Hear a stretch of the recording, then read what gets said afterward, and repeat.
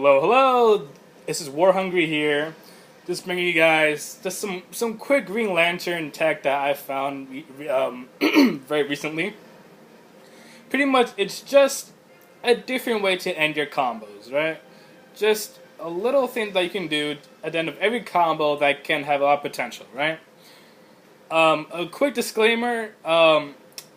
If any of you already found this, if any of you already know about this, then just ignore what what this post is all about. But if you've never seen this before, then please pay attention. Please comment on your thoughts. Thank you. But basically, at the end of pretty much every combo of any Green Lantern player that you see, online, at a tournament, local, whatever, they basically do some like lift combo, whatever, jump 3, 2, 2, 3 lift, and then that's it. Right there, I got 32%, good stuff. But, what if I ended my combo with this? That's right. 4-2 down 1 trait rocket, or 4-2 down 1 trait Gatling gun. Either one is just fine. And I mean, as you can see there, it didn't really get anything done. Most of you are probably thinking, "Oh, that's stupid. Why would you do that?" Well, here's like the real thing about it. You end your combo, and by the way, the combo has to be like medium to like long length, which is pretty much what all Green Lantern combos are. So that's pretty good.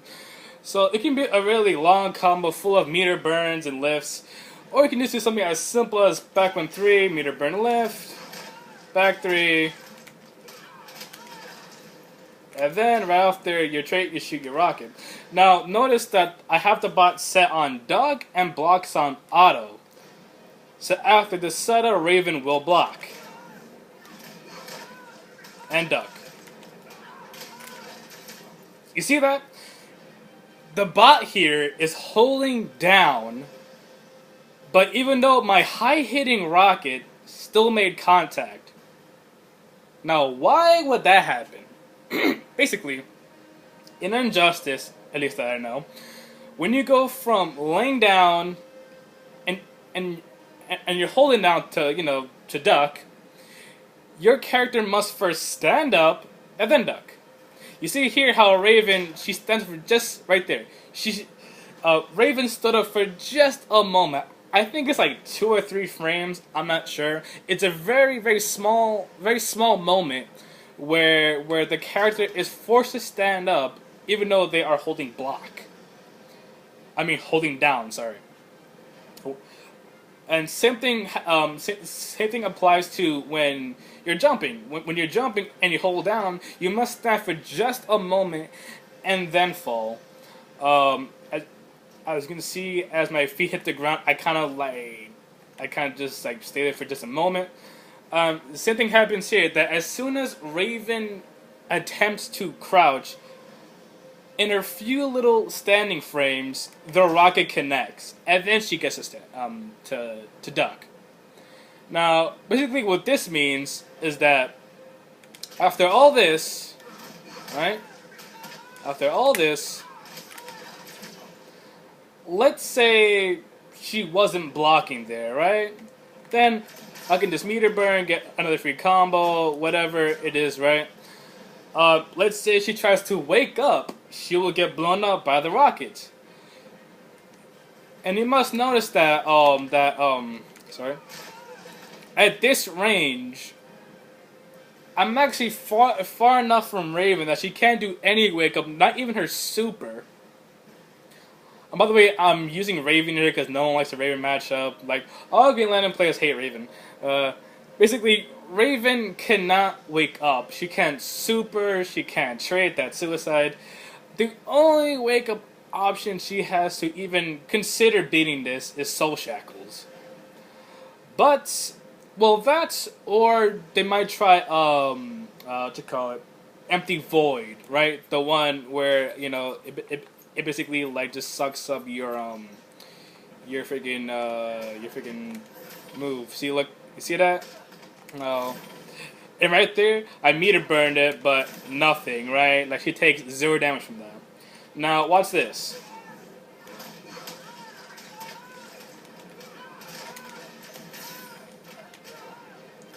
You see that?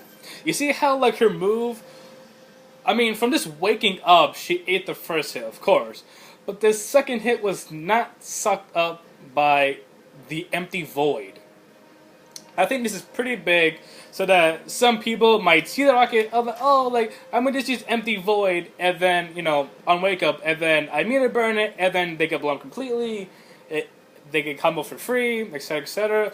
The only wake up that can even somewhat beat this is just Soul Crush. I might miss this a few times, so forgive me if I do.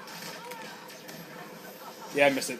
Where pretty much as soon as it hits contact with her invisibility frames, you have to meter burn it, and then that will actually stuff the. I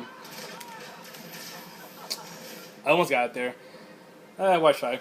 Anyways, the meter burn, if you time it just right, will be all of Raven's wake ups. You pretty much get 2%, chip for free from the rocket, and have to eat that.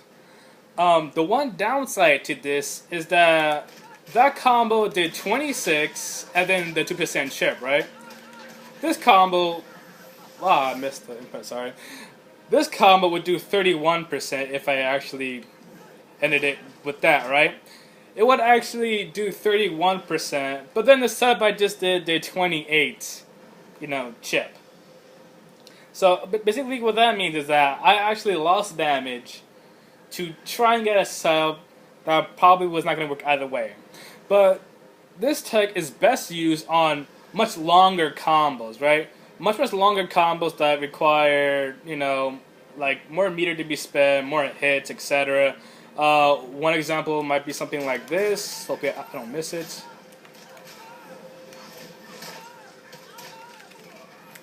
Oh, well, basically that combo.